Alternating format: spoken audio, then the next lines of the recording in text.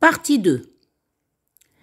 Or, il semblerait que depuis 1958, la France n'a plus de juge.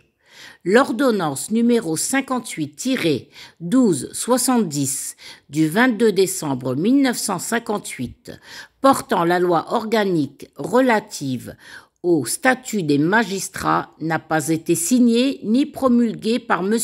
René Coty, président de la République de l'époque, et qu'en application de l'article 1er du Code civil, cette ordonnance est dépourvue de toute valeur juridique. Monsieur Thierry Mariani, député, a interrogé sur ce point le garde des Sceaux par question écrite parue au journal officiel du 21 octobre 2002 portant le numéro 5097. Que depuis le 17 décembre 1991, nous n'avons plus aucune juridiction.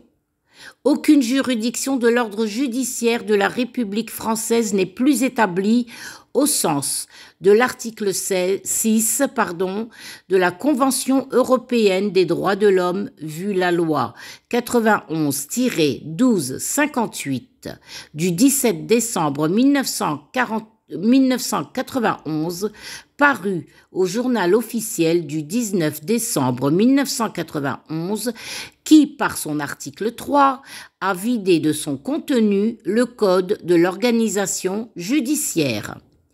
Il n'y a plus de cours de cassation, de cours d'appel, de tribunaux, de grande instance, de prud'hommes, etc., etc.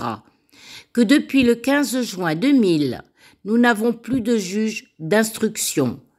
La loi sur la présomption d'innocence en son article 47 a supprimé le premier alinéa de l'article L-611-1 du Code de l'organisation judiciaire et il n'y a plus de juge d'instruction dans la République française.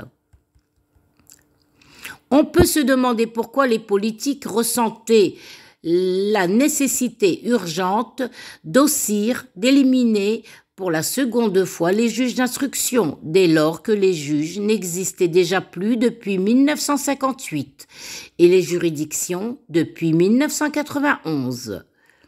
Il relève de ces constatations juridiques que la France viole la Constitution et tous les pactes et traités relatifs aux droits de l'homme. Nous n'avons plus de république.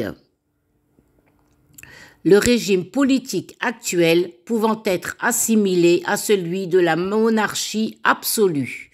Le principe de la séparation des pouvoirs de l'État n'étant plus respecté, nous avons un ministre et un ministère de la justice virtuel.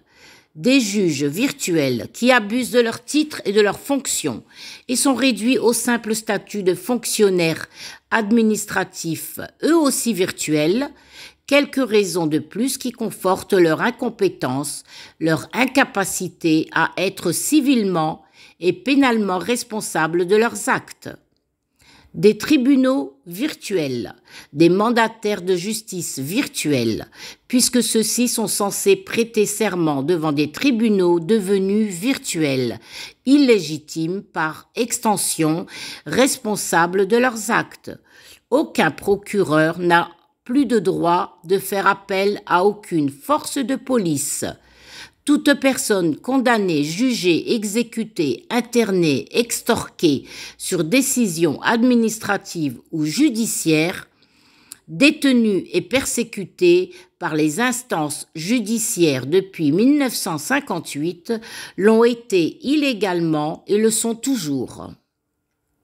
La Cour européenne des droits de l'homme a été saisie afin de stopper cette monarchie absolue dans sa folie injuste et criminelle contre l'humanité. Cette monarchie ainsi que tous leurs exécutants sont civilement et pénalement responsables de leurs actes, puisqu'ils sont au courant qu'ils obéissent à des tribunaux, juges, magistrats, mandataires fictifs et virtuels, donc illégitimes. Voilà, prenez bien note de tout ceci. À vous de faire valoir vos droits d'être humain, souverain, vos droits d'être humain divins. Allez, à bientôt.